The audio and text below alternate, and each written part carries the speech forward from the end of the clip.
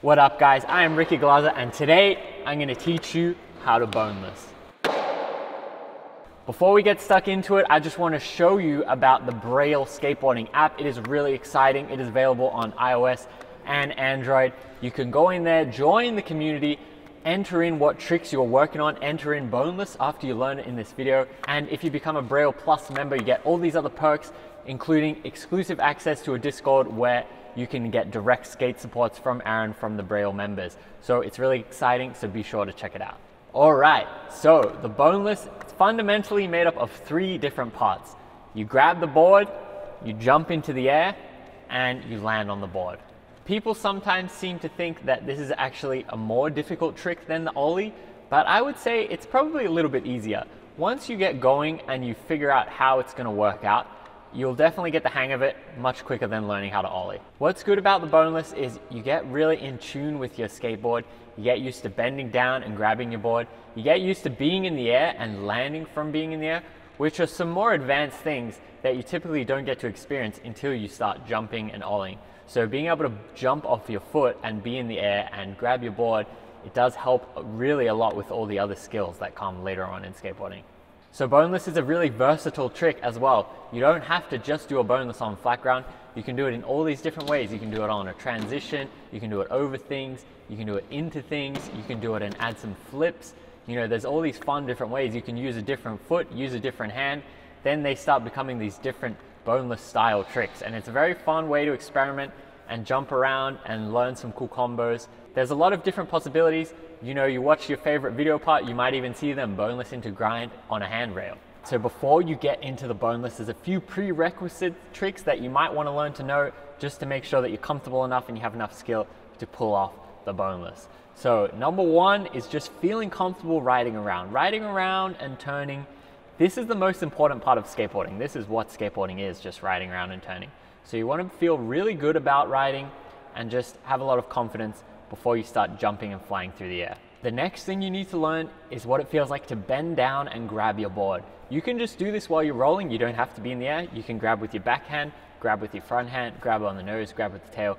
But just getting used to bending down, being closer to the ground, and feeling what it's like to make that connection with your board is the next thing that you need to know. So the last trick that you need to know before you're ready to do the boneless, it's flying through the air. So it sounds kind of daunting, but there's a lot of different ways to do it. Maybe you just have your board stationary on the ground, take a couple of steps and you jump on. Maybe you're practicing cavemans and you hold your board and you're jumping onto the board. Maybe you're rolling off a curb and you're taking that drop in the air. Or maybe you've already got your ollies down and you're feeling pretty good about your ollies and you just practice ollieing and landing through the air. The motion of being in the air and then landing will definitely help you with the boneless. Because of the boneless, you're jumping off your foot, you get to go a little bit higher. So now this can help you push the boundaries of how high you can go and be comfortable being higher up in the air. Now, when it comes to foot placement, there's a few different decisions you can make. And much like everything in skating is when you learn something the first time, it's not going to be the greatest version of it. It's going to be the beginner version of it, and then you're going to progressively make it better and better and better. So what I would recommend when first doing your first ever boneless is don't have your feet on the kicks. Your back foot, I wouldn't have it on the kick. I would have it a little bit away from the kick, basically on the bolts. Your front foot can be pretty much the same, right around the bolts. When you become a little bit more experienced, those things can change, but for right now, I would recommend having it on the bolts. It doesn't matter if you're regular or goofy, your backhand is always your backhand. You reach down with your backhand, you grab what's called an indie grab. Then you take your front foot off. Now this is the tricky part when you're getting your foot off while you're grabbing, but that's where the fun of the trick comes in. You take your front foot off, you step it on the ground, you jump into the air, then while in the air you put your foot back on the board, you let go of the grab, and then you ride away into the sunset. So to make all that happen, there's a few practice steps that we can take before we put it all together. So the most difficult part of this trick, it's the feeling of grabbing the board and then managing to take your front foot off the board while grabbing. Because what is going on is your hand is almost replacing the weight of your foot just long enough so you can get your foot off and then you can put your weight back onto the ground. So it can feel a little bit awkward. I'd definitely recommend doing this stationary to start and then really just try to fiddle around. Remember, have your foot away from the kick, and then you can get the feeling of really like lifting that foot off as if you are ready to jump. So once you've got used to getting your foot off the board, now the next practice step we can take is begin with your foot already off. Begin with your hand in the grab. Now we want to get used to jumping into the air, but what's difficult about this part is we want to maintain the contact of our back foot on the board. So it's almost like we're lifting the board with our hand and we're putting pressure on our back foot to maintain the contact, while at the same time we're jumping into the air off our front foot. Now, it sounds like a little bit of a mouthful, but it does intuitively make sense if you just go and give it a few shots. Make sure you do a lot of these jumps and just get used to connecting with the board and jumping off your foot, and then you can focus on the next phase of landing on the board. Now, with landing on the board, like I said earlier, you don't need to do the biggest, best boneless of all time. You just want to do one that you can land and then progressively get better and better at doing it. What I recommend to start is from your position of jumping, just finish your jump, gently place the board down, and then you can even take a breath and then put your foot on. Now, just do this to start so you get a feeling of how the board sets down, how your arm and your leg are connecting with the board, and how the relationship is all working together.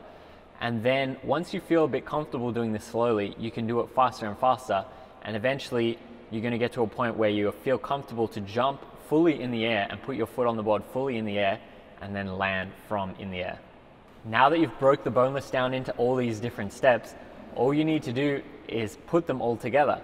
So get comfortable reaching down, grabbing, get comfortable taking your foot off, get comfortable jumping, and get comfortable putting your feet back on. Now, it may sound a little bit simple, but you really need to practice each aspect because these are the fundamental skills that you have to build upon to combine them all together to land the boneless. And boneless is a very fun trick. You know, like what I said, once you do some small ones, you'll be like, oh, I feel like I understand this. And then you'll start being able to do bigger ones. You'll start being able to do it with your back foot on the tail and really hitting the tail, tweaking the boneless. Those things can be a little bit more advanced. And what's great is you can expand in all these different ways. Grab with a different hand, use a different foot to jump.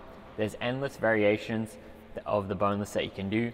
Do it down some stairs, do it into grind, do it on a handrail, do it on some transition, do it on a vert ramp, do it on a mega ramp.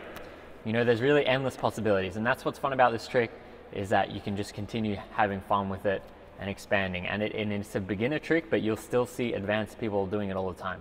So I remember when I first learned boneless, I think I actually already did know how to ollie because I didn't have access to someone to tell me, hey, this is a boneless. I actually didn't really know what it was.